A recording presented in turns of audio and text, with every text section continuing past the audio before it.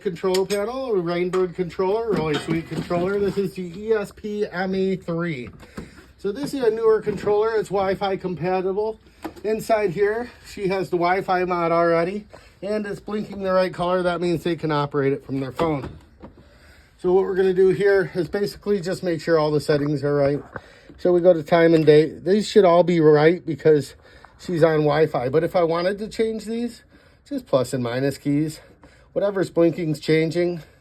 So if I wanted to change the month or the year, I'd just do that. And again, you can go right or left, plus or minus. Now what we want to do is set the time. And how we do that, same thing. But the time should all be right and it should be good to go. So right now it's 5:18. Again, if we want to change those, plus and minus keys. This is our watering start time. Sometimes people misuse this. If you misuse it, what happens is you can create multiple start times. But right now she has it set for 8 a.m. We're going to go ahead and bring it down to like 6 a.m. So some people have a second start time. We don't really need a second start time unless we're doing brand new sod or it's a brand new yard. Then you'll probably do whatever's recommended from the landscaper. And in between 11:45 and midnight is off. So if you ever have a second, third, fourth start time, you just go between 11:45 and off. In this controller, you're able to do 6 start times per program. So basically zone 1, she has for 45 minutes. It's pretty excessive unless it's a drip zone. I believe it is a drip zone, so we'll keep it at 45. But we'll go through all the zones and just make sure that they're all right. If I want to change the times, plus and minus keys. If I want to switch zones, right and left, we'll switch zones. So zone 2 is 15 minutes. So what that shows me is that is probably a drip zone. That's why it's going way longer than the others. Zone 3, 15 minutes. If I want to change that, plus and minus keys are going to change the minutes per zone. 4, so on and so forth. This one has up to 7 zones, and actually it has up to 10. It's not reading this mod for some reason, but I'll go ahead and fix that in a second. Oh, wait, no, that's right, 7 zones.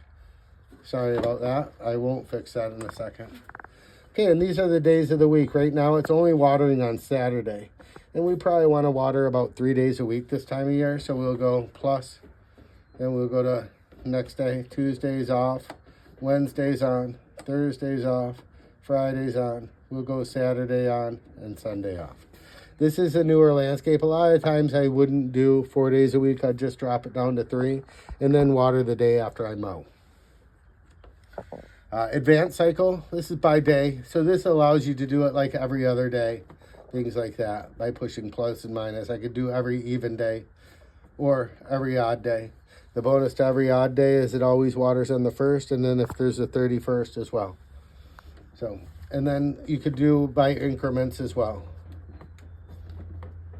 By a cycle. And a cycle's neat because I can go every 31st day. Or so on and so forth. So if you wanted to water less, you could go into cycle. Now how you get out of that a lot of times is you'll just go off of it, go back on it, and then I'll bring it to by day. Seasonal adjust. All this is a percentage of these run times. So right now the first zone's at 45 minutes, then the second zone's at 10, and so on and so forth. Well, if I brought that to 200%, the 45 minutes would turn into an hour and a half, and the 10 minutes on zone 2 would turn into 20 minutes. It's just a percentage of time, and it's a percentage of these times. If I had 100 zones, I'd rather change this water budget than changing 100 zones plus or minus 5 minutes. So it's just a nice convenience. But I have had it where somebody brought this down to 0, and 0% of anything is 0, so none of their sprinklers would run. And that's why they ended up calling me out. We figured out that it was at 0%, brought it up to 100. Everything worked perfect.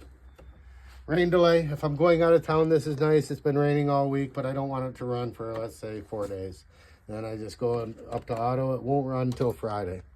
So always go back to that rain delay. If I want to bring it back off, bring it back down to 0. It's a nice feature. Rain sensor, right now it's active, but really it's through the phone. So if it's raining, it'll show you on your weather app that it's raining. You can turn it off from there. So that's pretty neat. Manual stations, pretty nice. I like test all stations. So That will give us the opportunity to walk around. Every station will run for 2 minutes. I can check them all. And I recommend doing that maybe once a month or once every other month if it's a newer system. Off if we ever want this controller off. And then since we're going for a brand new start for the year, we're just going to test all stations. And right now I'm going to hold this and it's going to manually start it. Now we're going to go back out to the pump and the pump should be ready to run. And then we're going to plug that in, get that primed, and then check out all the zones.